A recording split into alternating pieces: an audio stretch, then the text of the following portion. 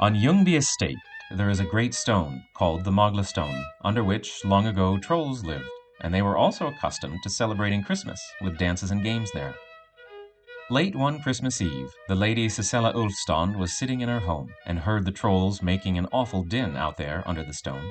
Curious to learn more about the secretive mountain people, she promised her best horse to whomever would ride out early Christmas morning to the Mogla stone and find out what was going on there. One of her servants, a spry young man, agreed to the offer and departed to accomplish his task. When he arrived at the stone, he saw how it was lifted up upon posts of gold, and how the trolls underneath were making merry.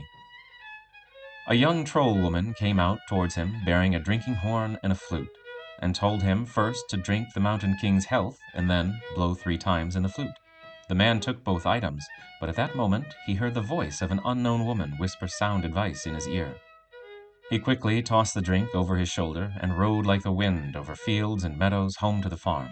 The trolls pursued him, shouting fiercely, but he managed to reach safety, and, once the drawbridge was raised, delivered both objects into the hands of the lady.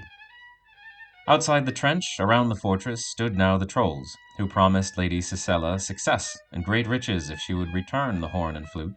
But if she didn't, then both she and her family would be punished with misfortune and ruin. In particular, the hardest misfortune would fall upon whomever moved the heirlooms away from Ljungby. The man who had taken them died the 3rd day after his visit to the Mogla stone, and his horse perished the day after.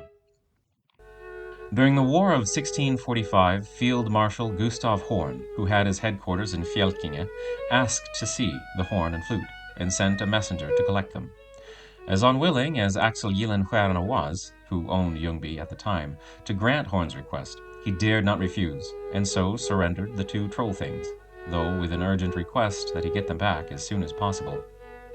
Horn himself didn't want them to remain in his keeping, for as long as he had them, his sleep every night was disturbed by noise and clamor, which stopped when he sent a company of riders to escort these things back to Ljungby. 10 years later, something even more strange happened. The pastor in Ljungby, Henrik Nilsson, had borrowed these strange items to show his brothers-in-law who had come to visit. During the night, the pastor's mother-in-law, Lady Anna Conradi, was awakened by a shining light in her room.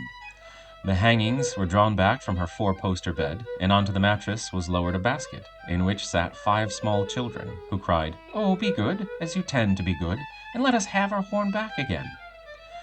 When she asked why they wanted it, and why they valued it so, they answered, for the sake of their family. When she wouldn't heed their pleas, they said they would be back every 3rd night. 3 days later, on a Thursday night, there was again a light in the room. When Mrs. Anna drew back the curtain around her bed, she saw a whole crowd of little people on the floor, and among them the Troll King himself, walking under a canopy of silver cloth held up by 4 servants. He was dark brown with black fuzzy hair, of which only a tuft was left over his forehead and another tuft by each ear. Slowly he walked up to the bed, holding a lidded drinking horn decorated with golden chains and heavy gold buttons, which he offered in exchange for the actual horn. But the old lady would not be persuaded, and she banished them to God if they belonged to him, or the devil if they were his, whereon the trolls, silent and dejected, slowly went away. Not long after, the trolls stole a child from a torporer's wife, but the boy was returned through the ringing of the church bell. Later, the boy told of his adventure, saying that the trolls were not pretty, that they had big mouths and big noses, that the man under Mogla stone was called Klause and his wife Otta, that they stole the nourishment from people's food, that they had a king, that they often quarreled, and that they spoke the nation's language. The court chancellor Coyet, who authored Story of the Ljungby Horn and Flute, dated the 11th of February, 1692, says that he himself knew the boy, who was by then 27 years old, as well as his mother, but concedes that both were prone to superstition, and that their minds were just as feeble as their bodies.